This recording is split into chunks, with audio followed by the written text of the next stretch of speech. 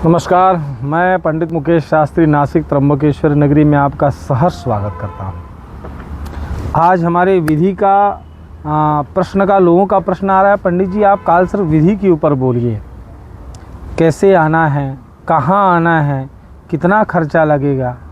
तो आज हम बताते हैं। जो भी जातक आता है, अगर बाई ट्रेन आना है तो नासिक रोड रेलवे स्टेशन है, नासिक रोड रेलवे स्टेशन से आप त्र्यंबकेश्वर आइए। वहाँ पे आपको बस मिलती हैं, टैक्सी मिलती हैं, ऑटो रिक्शा मिलती हैं। परंतु आप बस में आते हैं तो 245 बस नंबर, 145 बस नंबर, इस बस में बैठे आप सीधा त्र्यंबकेश्वर आएंगे। त्र्यंबकेश्वर में आकर आप गुरुजी से संपर्क कीजिए। जहाँ पे आपके रुकने की व्यवस्था, आप बोलेंगे धर्मशाला तो धर्मशाला में हो जाएगी। आपको होटल्स चाहिए तो होटल्स भी मिल जाएंगे। कमरा दिलवा देते हैं हमारे यहाँ जो बच्चे काम करते हैं। दूसरा, उसके बाद पंडित जी स्नान रूम में करना है या कुंड में, तो पहले नॉर्मल स्नान रूम में कीजिए आप। विधि होने के बाद जब दोष मुक्त हो जाता है तब व्यक्ति जाके कुंड में स्नान करता है। इसलिए सबसे पहले आप नॉर्मल स्नान कीजिए। नॉर्मल स्नान करने के बाद आप पंडित जी के पास आइए। यहाँ पे पंडित जी लोग, क्योंकि शास्त्र कहता है दक्षिण वाहिनी में गंगा तट पे किनारे यह पूजन होता है। पंडित जी लोग अपने अपने घरों में करते हैं, कुशावर्त कुंड के नज़दीक अपने अपने घर बनाए हुए हैं या कार्यालय बनाए हुए हैं, उसमें करते हैं। परंतु दक्षिण वाहिनी माँ गंगा, यह गोदावरी उसी के लिए जानी जाती है। तो घर से अच्छा है तो यहाँ पे गंगा के तट पे किनारा हो, क्योंकि पाप मोचनी कहा गया है, सभी दोषों को निवृत्ति मिलती है यह माँ गंगा गोदावरी के चरणों में। इसलिए गोदावरी के तट के किनारे यहाँ आश्रम बने हुए हैं, उन आश्रमों में यह पूजन होता है।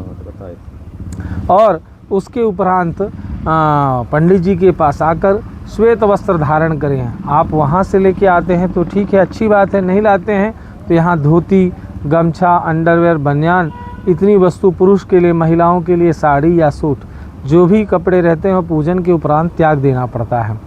तो आइए, उसमें कुंडली का विश्लेषण करना हो तो कुंडली का विश्लेषण भी आप करा सकते हैं, और भी जो दोष रहते हैं उसको आप करा सकते हैं। तो हम विधि पर आते हैं। कालसर्प पूजन विधि में सबसे पहले गणपति पूजन होता है। गणपति पूजन क्यों किया जाता है? तो गणों के जो मुखिया है, देवता है, उनका मुख्य रूप से पूजन होता है। विघ्नहर्ता है, इसलिए आपने उनका पूजन करते हैं, गणपति पूजन। दूसरा होता है पुण्यावाचन। पुण्यावाचन का मतलब दिन कैसा है, तिथि क्या है, वार क्या है, नक्षत्र क्या है, उसके आधार पर भगवान से आशीर्वाद मांगना, उसे पुण्यावाचन कहते हैं। तीसरा होता है आयुष मंत्र। लंबी आयु की कामना के लिए आपको आशीर्वाद दिया जाता है, आपका जीवन कैसा रहे तो निरोगी काया रहे। मातृकाओं का पूजन किया जाता है, मनसा देवी का पूजन किया जाता है, क्योंकि सर्पों की माता है मनसा देवी। कुपुत्रो जायेत क्वचिदपि कुमाता न भवति, इसलिए माता को माता नहीं होती है, बेटा को पूत हो सकता है। इसलिए यहाँ पे मनसा देवी का पूजन किया जाएगा, षोडश मातृकाओं का पूजन किया जाएगा, लंबी आयु की कामना की जाएगी, आपको आशीर्वाद दिया जाएगा। नांदी श्राद्ध नाम की विधि होगी। नांदी मतलब होता है शुभ, और श्राद्ध का मतलब श्रद्धा अनुरूप किया गया श्राद्ध, इसलिए नांदी श्राद्ध किया जाता है। अपने पूर्वजों को आप याद करते हैं। वो होने के बाद दिग्रक्षण किया जाएगा, 10 दिशाओं का बंधन किया जाएगा, कंकड़ बंधन किया जाएगा, कंकड़ रक्षा सूत्र आपको बांधी जाएगी कि आप जब तक रहें आपका रक्षण होता रहे। 1.25 मास पर्यंत तो भी अपने हाथ में रक्षा सूत्र बांधना ही है, क्योंकि इसके नियम नॉनवेज, ड्रिंकिंग, स्मोकिंग, ब्रह्मचर्य, श्राद्ध, इनका भोजन आदि नहीं किया जाता, इसलिए नियम के तहत पालन होना चाहिए। इसलिए रक्षा सूत्र उतने दिन ही बांधना है। वो होने के बाद आपको जो नवनागों का पूजन या फिर चतुर्गुणी संख्या में नाग प्रतिष्ठा करते हैं तो उनकी प्राण प्रतिष्ठा की जाती है, उनका संस्कार किया जाता है, उनका आवरण किया जाता है, अभिषेक आदि किया जाता है, पूजन किया जाता है। और उसके बाद आदित्य आदि नवग्रहों का स्थान दिया जाएगा, आदित्य आदि नवग्रहों का पूजन किया जाएगा, पंचलोकपाल, 10 दिक्पाल, इनका पूजन होगा।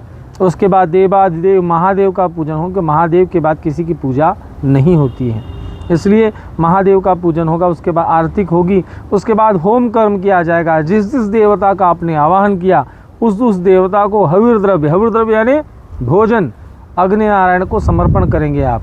इसको हम आहुति बोलते हैं। तो गणपति भगवान की आहुतियाँ, नवग्रहों की आहुतियाँ, काल सर्पों की आहुतियाँ, त्र्यंबकराज भगवान के नाम से आहुति दी जाएंगी, क्षेत्रपाल निकाला जाएगा, बलिदान किया जाएगा, पूर्णाहुति दी जाएगी। पूर्णाहुति करने के बाद यहाँ क्रिया समाप्त हो जाती है। आपको सर्प जोड़ा दिया जाएगा जो आप विसर्जन करने के लिए कुशावर्त कुंड में जाइए, वहाँ सर्प विसर्जन आदि अपने चेहरे के ऊपर, शरीर के ऊपर उतार करके कुंड में विसर्जन कीजिए और कुंड में फिर से स्नान कीजिए। स्नान करके और फिर महादेव का दर्शन कीजिए। ऐसे ये विधान होते हैं। इसमें कोई चीज़ ना समझ में आए निसंकोच मुझसे कमेंट बॉक्स में मुझसे आप पूछ सकते हैं या मेरे व्हाट्सअप नंबर पे संपर्क कर सकते हैं। मेरा व्हाट्सअप नंबर है 9881451164। मैं पंडित मुकेश शास्त्री, नासिक त्र्यंबकेश्वर। हर हर महादेव।